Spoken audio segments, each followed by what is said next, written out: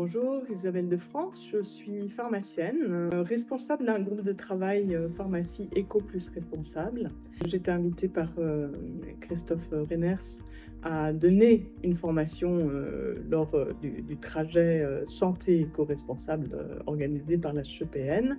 Et j'ai trouvé ça super intéressant de finalement rencontrer aussi les participants. Et de toute façon, en tant que formateur, on apprend aussi à chaque formation. Ce qui m'a marqué, c'est la diversité des interventions. Ça, c'était vraiment très, très intéressant. Je vais ressortir avec l'envie de travailler encore plus en multidisciplinaire. Donc, eu l'occasion de discuter, de voir ce qui se passait, aussi bien au niveau hospitalier, au niveau des maisons médicales, dans des centres de soins palliatifs, ou aussi avec des kinés. Et en fait, en tant que pharmacien, on gravite avec tous ces professionnels de santé. Donc, ça donne envie de mettre en place son plan d'action en collaboration avec les autres professionnels de santé.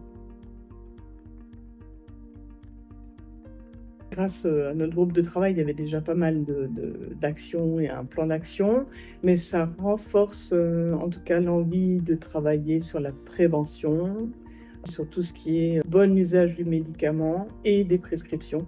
Et ça doit se faire vraiment en collaboration avec les médecins et les patients. Je dirais intelligence collective. Donc, prendre le temps de se poser ensemble et de réfléchir à qu'est-ce qui a de l'impact et qu'est-ce qu'on peut changer. Voilà. Et en tout cas, c'est vrai que c'est une formation qui booste, qui donne envie d'agir. Je suis Ondine Renaud, coordinatrice dans une maison médicale située à Gilly. Alors j'ai voulu participer à cette formation parce qu'on avait envie au niveau de notre maison médicale de justement bien connaître la thématique de l'éco-responsabilité et puis surtout de voir quelles actions étaient envisageables à notre petite échelle au niveau de la maison médicale. On est à plusieurs à suivre cette formation et c'est bien aussi de pouvoir le faire en équipe pour finalement avoir des clés, chacun avec son regard différent, que l'on peut développer, mettre en action sur le terrain.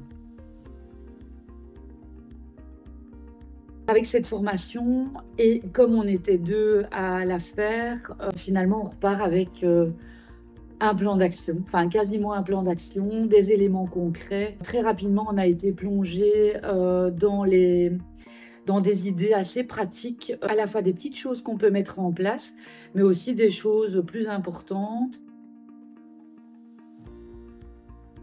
La première étape, ça va être de sensibiliser nos collègues. Donc, on est une vingtaine dans la maison médicale par rapport aux enjeux, parce que tout le monde n'a pas le même niveau de sensibilisation, de formation.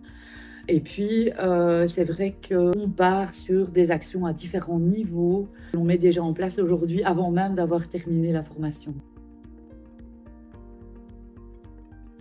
En un seul mot, c'est difficile, mais ce que moi j'avais envie de dire, c'est que quand je suis arrivée, j'avais quand même une certaine forme d'éco-anxiété.